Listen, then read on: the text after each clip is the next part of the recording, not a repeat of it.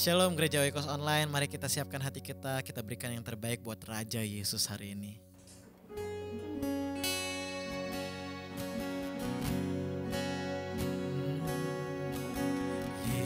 Yesus, kau sungguh baik.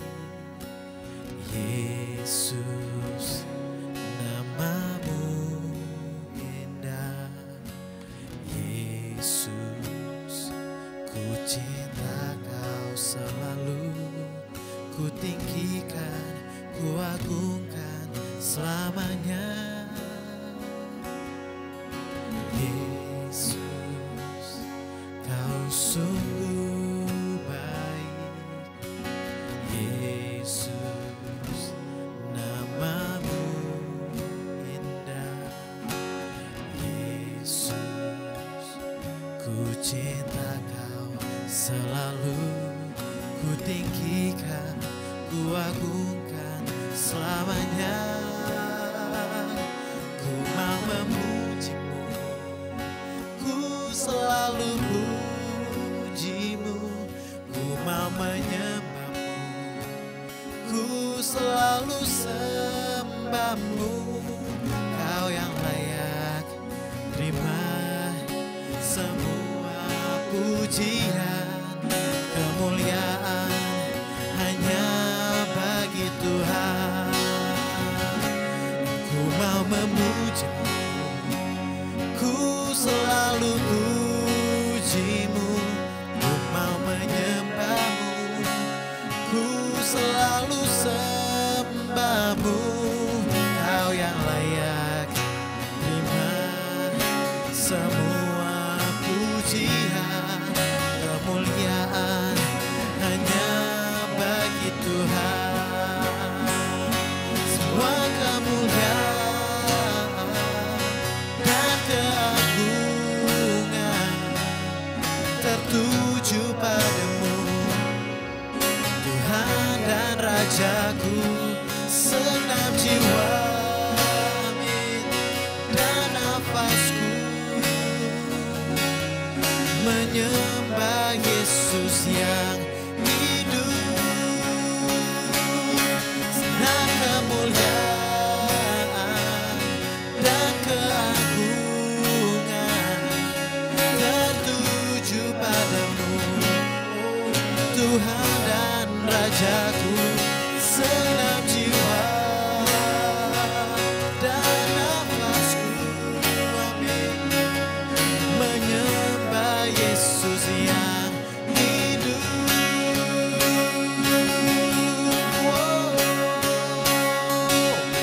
Ku mau memujimu, ku selalu pujimu. Ku mau menyembahmu, ku selalu sembahmu. Kau yang layak terima semua pujian, kemuliaan hanya bagi Tuhan. Ku mau memujimu, ku selalu pujimu. Ku mau menyembahmu, ku selalu sembahmu. Kau yang layak terima semua pujian, kemuliaan hanya bagi Tuhan. Kau yang layak terima semua pujian, kemuliaan hanya bagi Tuhan.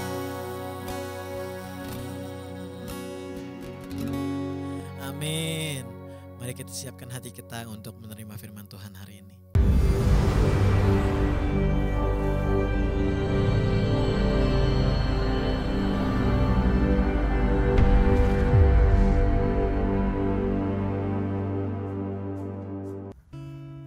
Istilah serigala dan domba adalah istilah yang banyak dipakai oleh Alkitab.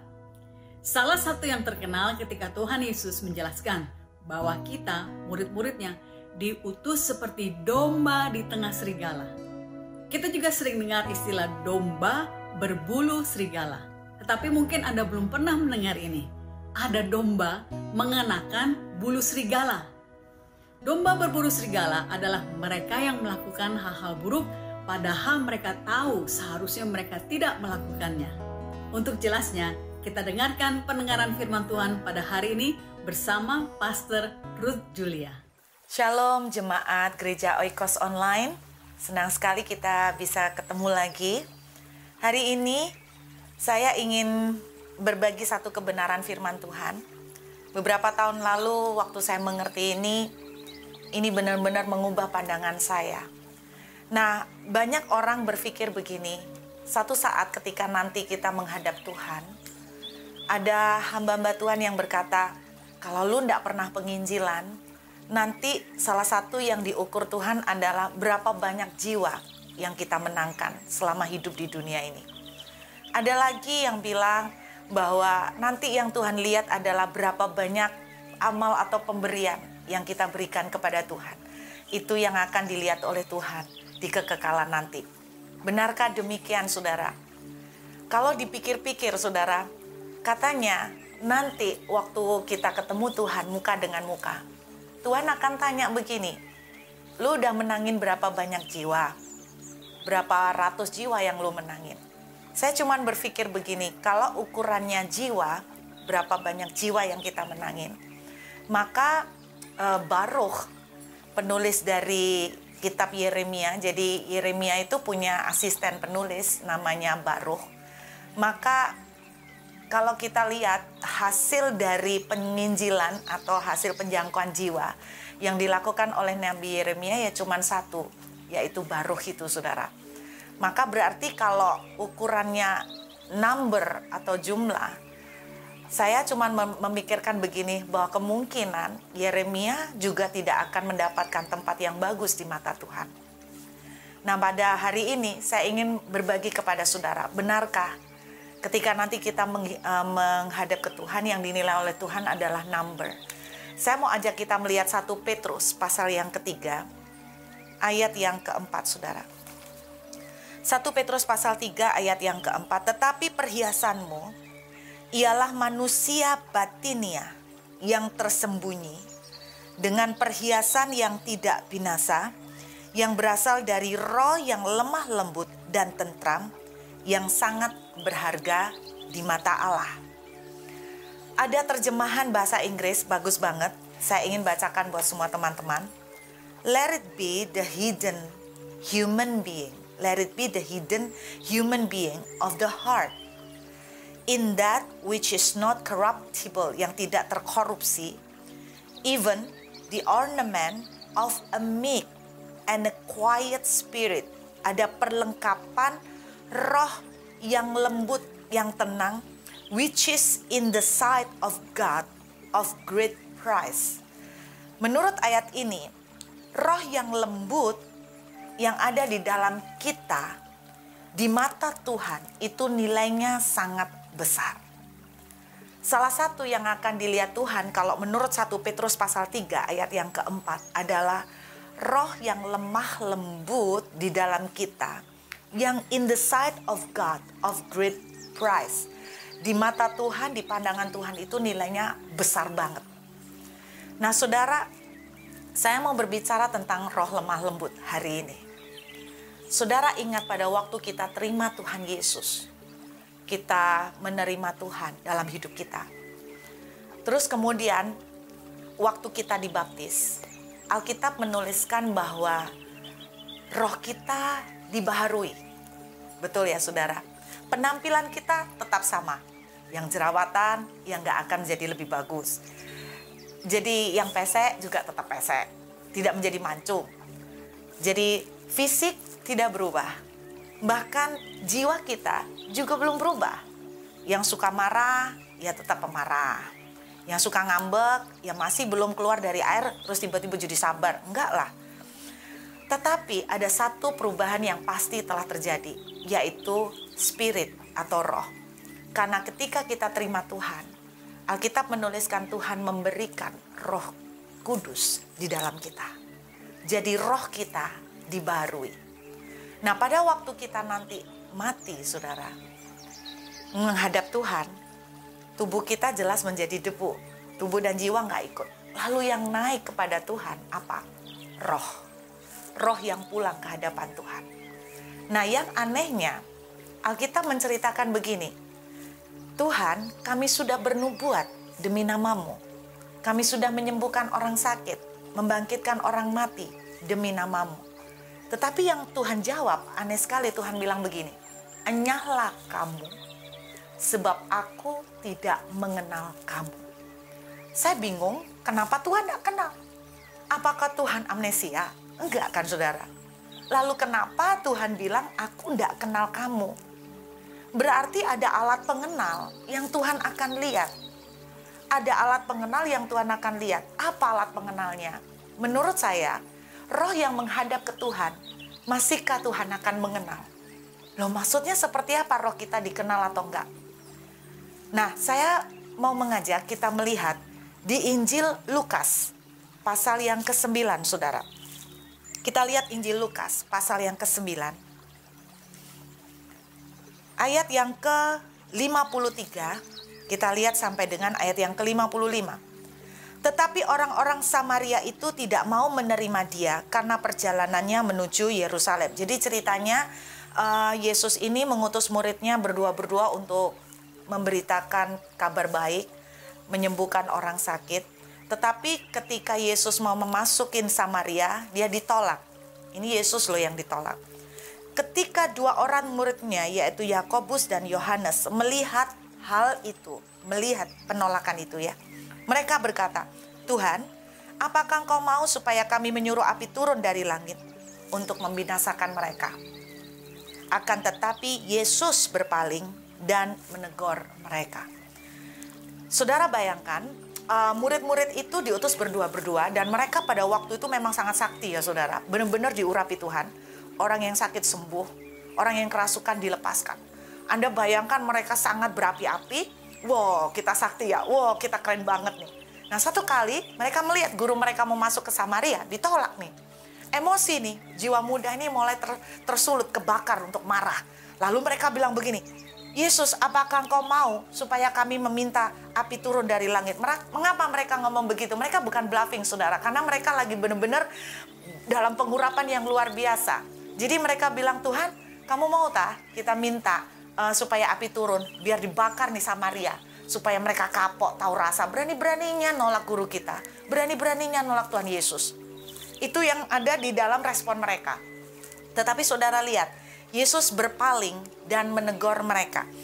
Ayat 55 ini ada kalimat yang terhilang dari versi bahasa Indonesia.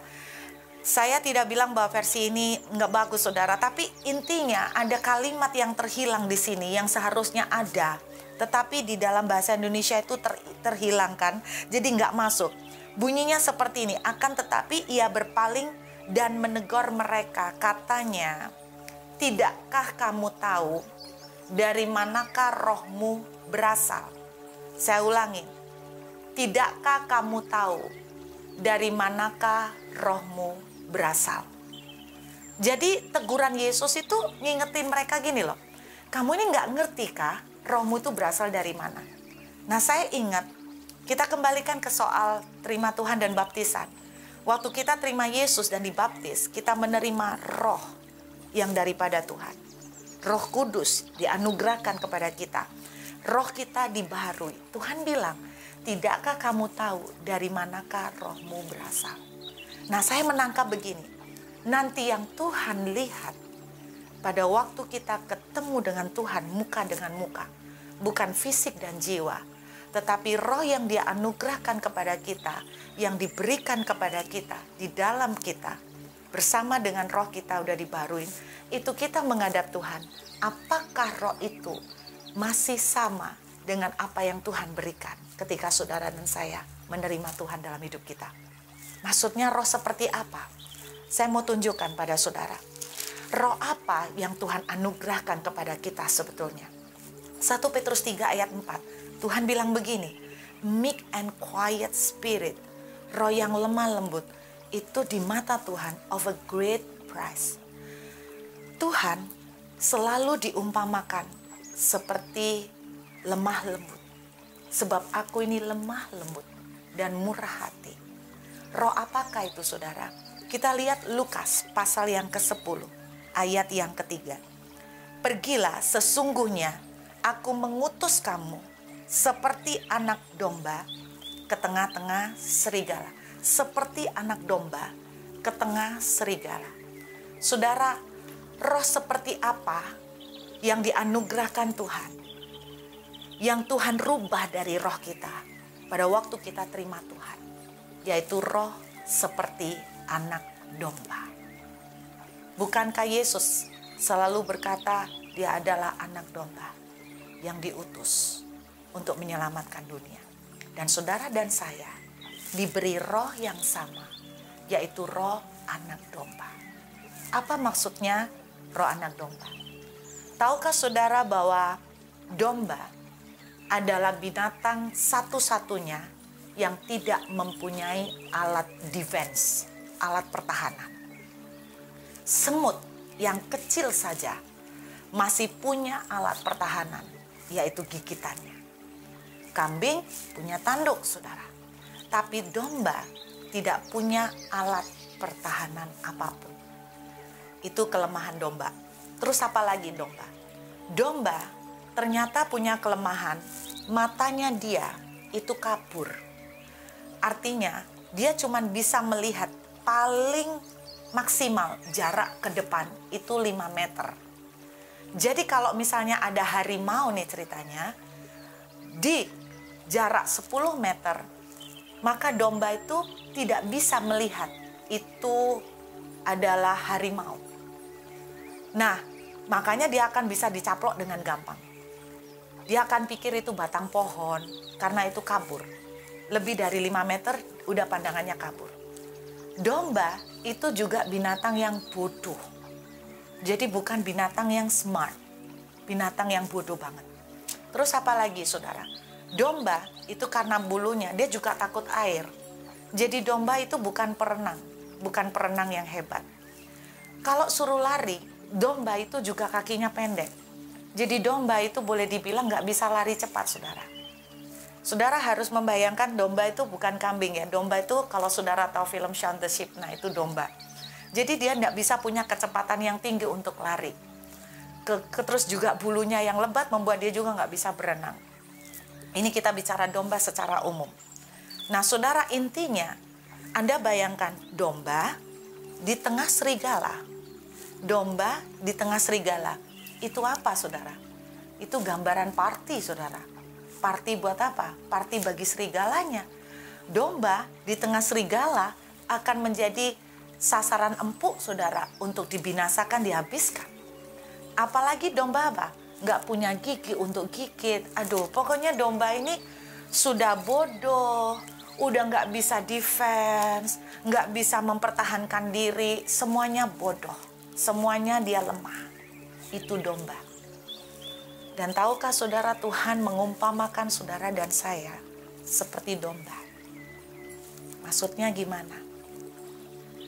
Kalau ada orang yang menyakitin kita, kita adalah domba. Apa reaksi kita? Kalau kita menggigit balik orang itu, berarti saudara bukan domba. Saudara adalah serigala. Karena serigala suka gigit, serigala suka caplok, serigala suka rakus, serigala suka sikut temannya, serigala rela menyerahkan temannya untuk kepentingannya sendiri, serigala serakah. Itu gambaran serigala. Nah dalam hidup kita, sampai kita ketemu Tuhan dari sejak kita lahir baru, sampai nanti kita menghadap Tuhan, pertanyaan saya adalah begini, apakah roh yang ada di dalam kita tetap seperti roh anak domba? Ataukah roh yang ada di dalam saudara dan saya adalah seperti serigala, sudah bermutasi seperti serigala?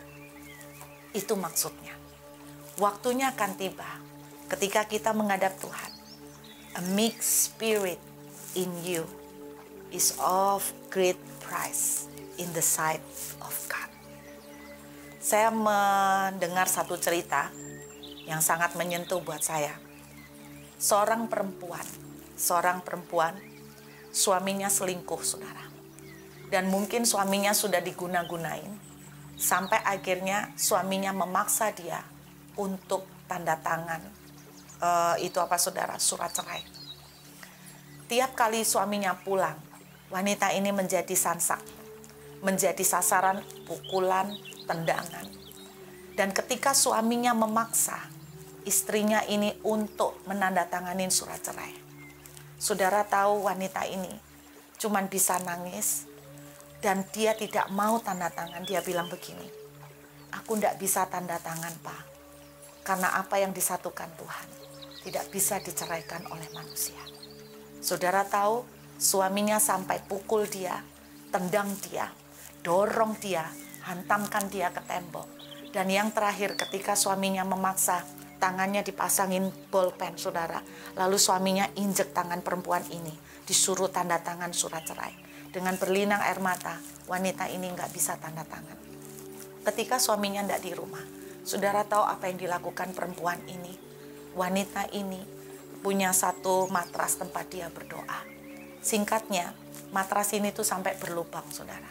Bukan cuman lengkok, tapi berlubang, saudara. Selama 1 tahun, wanita ini banyak menangis di matras itu. Banyak menangis.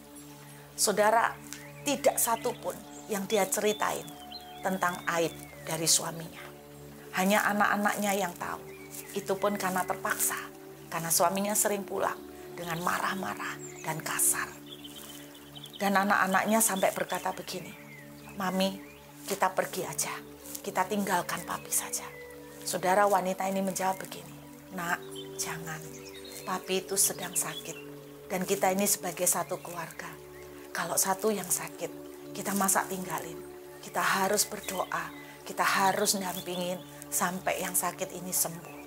Saudara, saya tidak habis pikir reaksi yang dilakukan oleh perempuan ini selama hampir setahun. Dan satu kali ketika suaminya dia pergi dengan teman-teman, terus kemudian teman-temannya itu, saudara, ngelihat dia mungkin dengan mata yang sembab, mungkin dengan model yang gimana, saudara, dia sama sekali tidak pernah mau ceritakan tentang aib suaminya. Dan selalu yang dia katakan, aku kurang tidur, aku mesti nyiapin pekerjaanku, nyiapin anak-anak, aku kurang tidur. Jadi dia tidak pernah cerita keburukan suaminya. 1 tahun berlalu, dan dia bilang begini di hadapan Tuhan setiap kali berdoa, Tuhan, aku tidak tahu apa lagi yang harus aku lakukan. Beri aku kekuatan untuk tetap menghadapi ini dengan cara yang Tuhan mau. Saudara, luar biasa.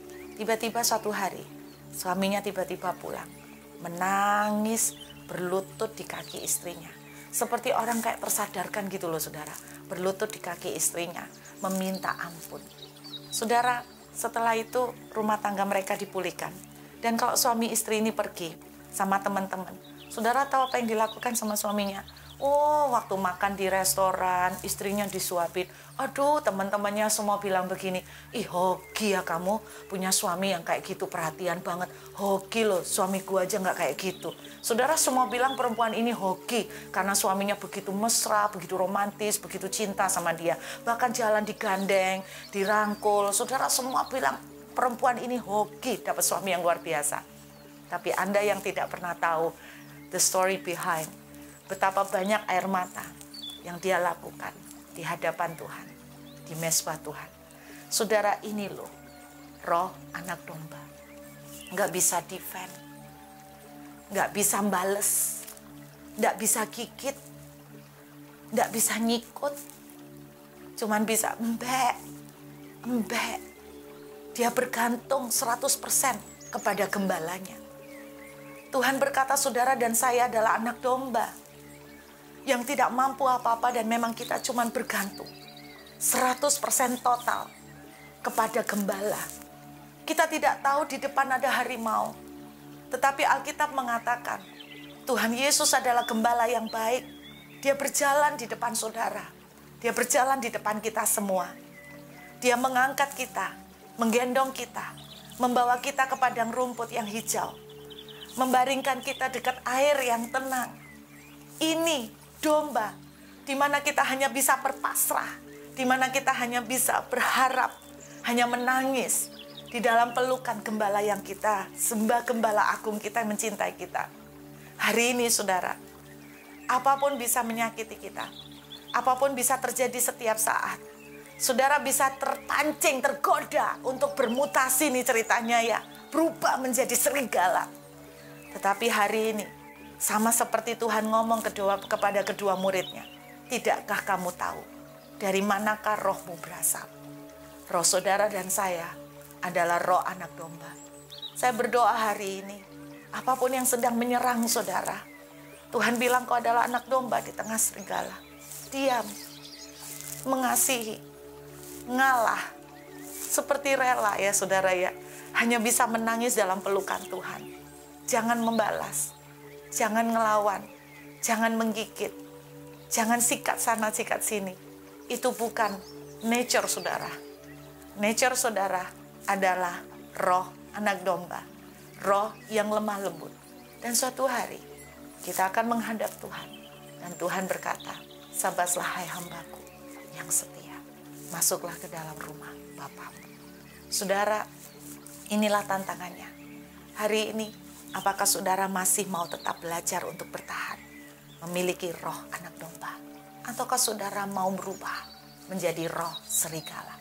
Tidakkah engkau ingat dari manakah rohmu berasal?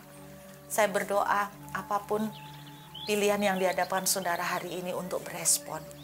Saya berdoa beresponlah seperti nature saudara, yaitu roh anak domba. Saya berdoa kekuatan yang baru diberikan Tuhan kepada saudara. Jangan takut, Tuhan tidak pernah tutup mata, Tuhan tidak pernah tutup telinga. Ketika kita hanya bisa menangis di kaki Tuhan, karena kita belajar untuk berespon seperti yang Tuhan mau, Tuhan tidak pernah tinggal diam. Pada waktunya akan tiba, tangan pembelaan Tuhan akan terjadi buat saudara dan saya. Tapi itu bukan bagian kita. Bukan bagian kita untuk membalas. Bagian saudara dan saya adalah memiliki roh anak domba. Tuhan, aku berdoa buat teman-teman semua yang mendengarkan ini. Apapun yang sedang menyakiti mereka hari ini, apapun yang sedang menyerang mereka hari ini, hamba berdoa, biarlah mereka mengingat dari mana roh mereka berasal.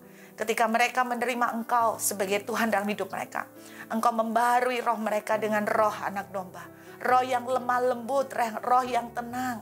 Dan biarlah hari ini ada ketenangan dan kelembutan terjadi di tengah-tengah umat-Mu. Apapun serangan yang sedang mereka terima, Tuhan ajari kami untuk menjadi seperti anak domba yang hanya bisa menangis, yang hanya bisa keluh di dekat gembalanya. Karena kami percaya Gembala yang agung tidak pernah tinggal diam. Kami tetap percaya Tuhan melihat semuanya. Biar kami mau belajar menjadi seperti Yesus, menjadi seperti Yesus yang adalah anak domba yang luar biasa. Dan kami melihat menjadi roh anak domba bukanlah sebuah kekalahan, tetapi justru kami akan melihat kemenangan terjadi karena tangan Tuhan akan menyatakan kemuliaan yang luar biasa. Terima kasih Bapa, biarlah firman-Mu boleh menjadi kekuatan bagi kami semua. Damai sejahtera mengalir di tengah-tengah umat-Mu. Di dalam nama Tuhan Yesus, haleluya, amin. Tuhan memberkati. Saya percaya kita semua diberkati dan siap menjadi dan memiliki roh anak domba. Saya Karen Ong dari Gereja Oikos Online Australia. Sampai ketemu minggu depan. Tuhan Yesus memberkati.